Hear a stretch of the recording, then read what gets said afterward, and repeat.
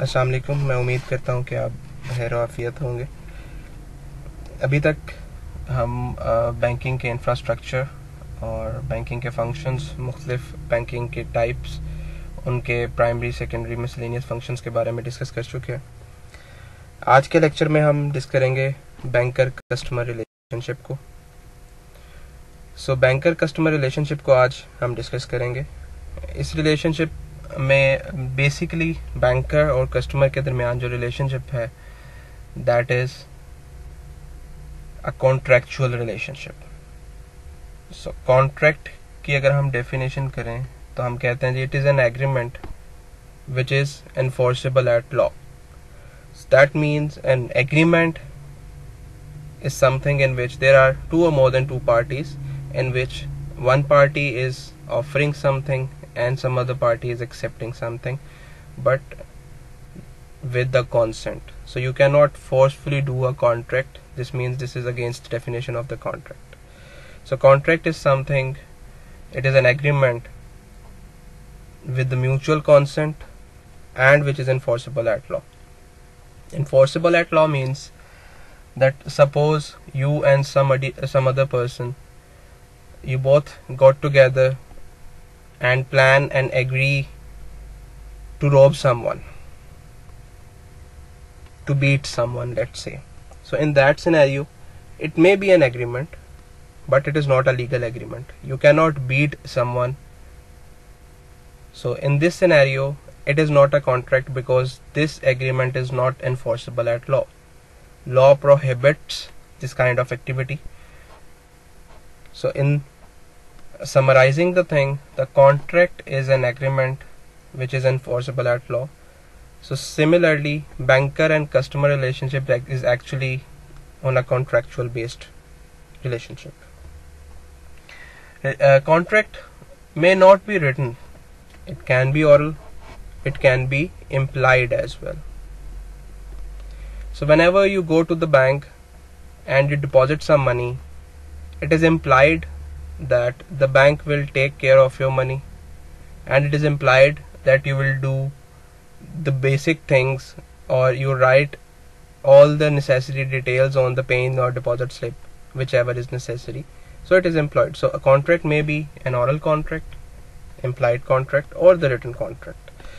So the basic relationship is a contractual relationship. So based on those things, I have written 5 or 6 relationships which will be discussed in detail in a video for which I have shared a link with you. So the first relationship is debtor-creditor relationship or creditor-debtor relationship. Suppose you are depositing rupees 1 lakh into Bank Alpha Limited as you are customer of Bank Alpha. So in that scenario, what you will write in your books of accounts, the bank will be debited and cash, as it was your asset and it has decreased, so it will be credited, and the bank has become your asset increase, so that's why bank is debited. So the account or the bank balance is in the debit position and cash is credited. So why you have debited the bank, or why I am taking the bank as a debtor? Because it is my asset. I have given some money which I will receive back in future, so that is why I am taking bank as a debtor. And on the other side, I'll be creditor of the bank because I am the responsibility of the bank. Bank needs to pay back that amount to me in future, or as per the condition, or as per my demand. So there a relationship is established which is called debtor-creditor relationship. So this was the example of deposit. Whenever I talk about advances, the same relationship just gets opposite. So whenever a bank is advancing me loan, now I am not creditor to the bank, I am the debtor to the bank, because the bank has lent me some money and I am indebted to the bank. I'll repay that amount to the bank in future or as per the specified terms. So I'll be the debtor to the bank, and the bank, as it has given cash to me, in the passbook it had credited to the cash and would have been debiting to me or the customer who has taken the money. So in that scenario, the relationship would be creditor-debtor. So debtor-creditor or creditor-debtor, it's one of the same thing. It is based whether you are taking loan or you are depositing the money. The next relationship is bailor and bailee.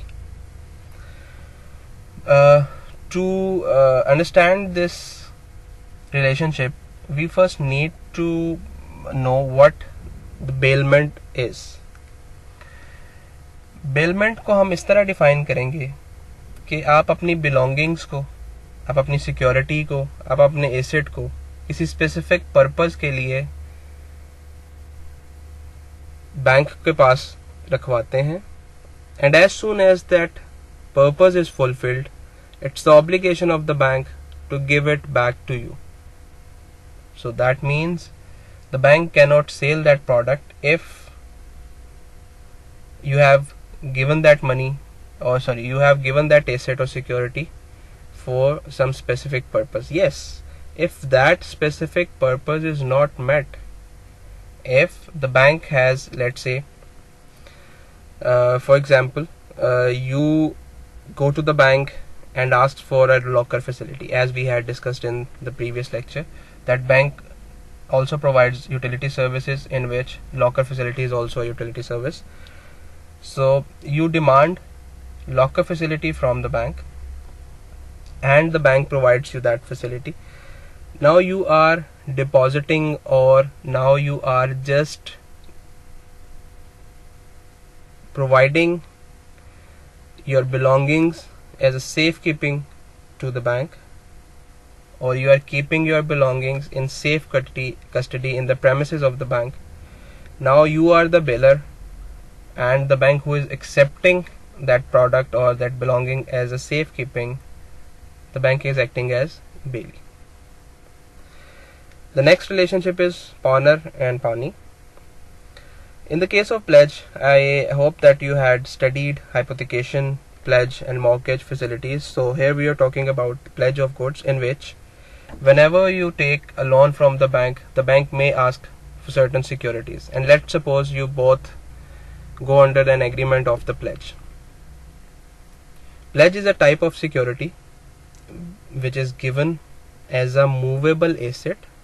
There are two kinds of assets: movable, immovable. Movable of assets like cash, like car, like stocks, and immovable assets like building or land. So let's say we are talking about the movable assets.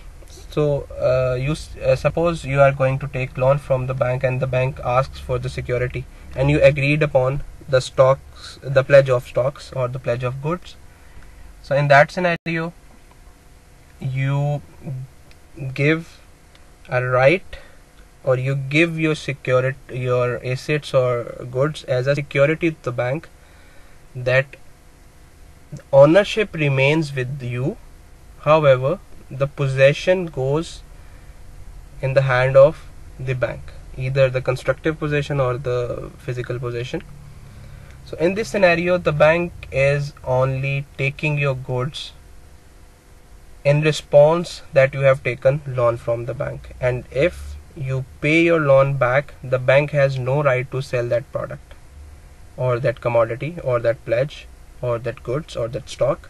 But if you are unable to pay back the loan, then there is an agreement that the bank may, I'm not saying bank will, the bank may sell those products which were pledged in response to the loan that you had taken. So in this scenario, you are the pawner, as you had given the things for the pledge, and the bank is accepting the pledge, so bank is pawning. The next one is mortgager and mortgagee. Mortgage belongs to immovable property, immovable security, immovable assets. So whenever a person who is giving his security as an immovable asset, so if you take the loan and you give your house as a security, so that means you are the mortgager, and if the banking is accepting that security, so bank is the mortgagee. And if the next relationship is lessor and lessee. So suppose you are going to take vehicle financing from the bank. In Islamic banking we call it as ijara. So in that case, or let's say you are supposed to take some machinery on lease, So the person who is giving that lease is called lessor, and who is accepting that will be the lessee. And lastly, the principal agent relationship. So principal is the one who has the main responsibility, whereas the agent is the one to whom the principal devote that responsibility. So in case of check, as I had told you multiple times, suppose you have an account in HPL and you get a check of MCB bank. So you give that check to your bank, that is HPL, to take proceeds from MCB and then credit your account. So in that case, you are the principal and the bank is acting as an agent. So all these are relationships which you generally get involved with the bank. So these are called banker customer relationship. To explain this further, I have given you the link.